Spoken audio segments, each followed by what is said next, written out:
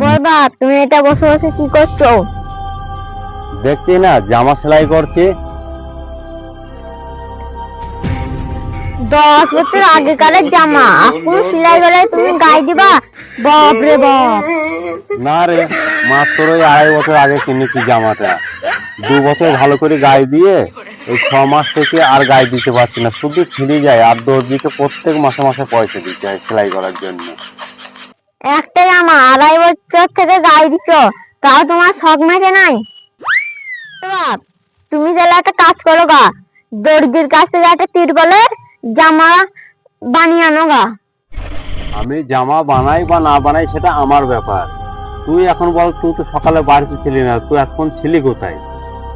আমি আবার কোথায়? আমি পালাই খেলা করতে গিয়েছিলাম। হায় রে তোদের খেলা রে, সকালেও খেলা করতে যাবে, বিকালেও খেলা করতে যাবে।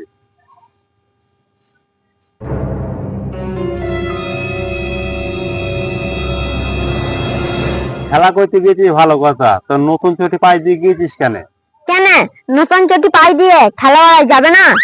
হ্যাঁ, তোকে খেলা করার জন্য নতুন চটি কিনে দিয়েছি। তো তো কোন হিসাবে নতুন চটি পাই দিয়ে খেলা করতে গেলে? দেখো দিনি, চটি পাই দেবো না, বালিশ বানিয়ে মাথায় দিয়ে শুয়ে থাকবো? তাই বলি কি তোকে নতুন চটি পাই দিয়ে খেলা করতে যেতে হবে? দেখো দিনি, নতুন চটি তো পাই দিতে হবে, না হলে পূর্ণ হবে কি করে? তুই আবার নতুন চটি কিনে দেওয়ার কথা বলিস, তারপরে হবে। চটি ছেড়ে গেলে কি হবে? তোমার যখন জামা সেলাই করবে তখন আমার চটিটাও সেলাই করে দিবা। তোদের ঘর তো আর কাজ করে কিনতে হয় না, তাই নতুন চটি পাই দিয়ে খেলা করতে যাস। ঠিক আছে, তোমার কাছে এবার চটি জমা দিয়ে খেলতে যাবো। তার আগে তুমি বলো, জামা সেলাই করে গায়ে দিয়ে কোথায় যাবা? কোথায় যাব মানে? আমার এক বন্ধু, তার বাড়িতে দাওয়াত দিয়েছে, দাওয়াত খেতে যাব। বাপ রে বাপ, তোমার বন্ধু আবার তোমাকে দাও তো দেয়? তোমার থেকে তোমার বন্ধু তো বেশি কিপ্টি। আমার বন্ধু যে কিপ্টে তুই জানিস? একবার তো তোমার সাথে তোমার বন্ধুর বাড়ি গিয়েছিলাম, শুধু ভিজি ভাত আর কাঁচা লঙ্কা খেতে দিছিল। আমার বন্ধু আমাকে ভিজে ভাত আর কাঁচা লঙ্কা যাই খেতে দিই, তাও আমাকে যেতে হবে। এখন তুই বল যাবি কিনা? যদি নিয়ে যাও তাহলে যাব, যদি না নিয়ে যাও তাহলে আবার কি করে যাব? এমন ভাব করছিস যাতে তোকে কোথায় নিয়ে যাই না। তো যদি যাস তাহলে তাড়াতাড়ি রেডি হয়ে বেরিয়ে আয়।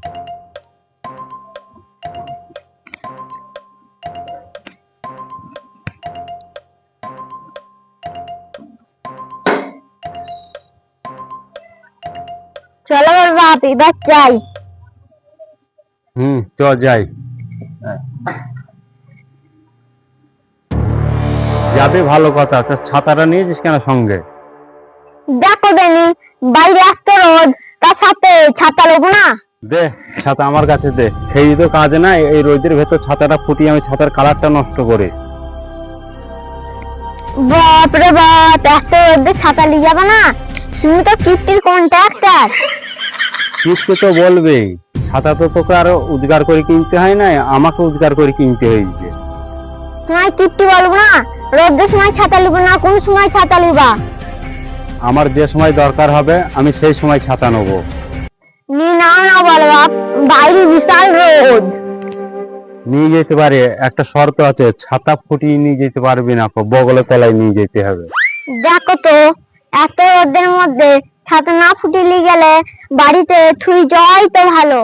তাও নিয়ে যাই, না তোর যাবার কথা। এই তুই চটি পাই দিয়ে এসেছিস? দেখো তো, কুটুম বাড়ি যাবো, চটি পায়ে দিয়ে যাবো না? তাই বলে নতুন চটি পাই দিয়ে যেতে হবে? দেখো তো, চটি না পায়ে দিয়ে গেলে পায়ে তাক লাগবে না? এটাও তো সত্যি কথা। তাহলে একটা কাজ কর, চটি একটা বাড়িতে থুইছ আর একটা পাই দিয়েছে। কিপ্টি ছেলে কিপ্টি বলে কি রে? একটা চটি পায়ে দিয়ে গেলে মানুষে কি বলবে?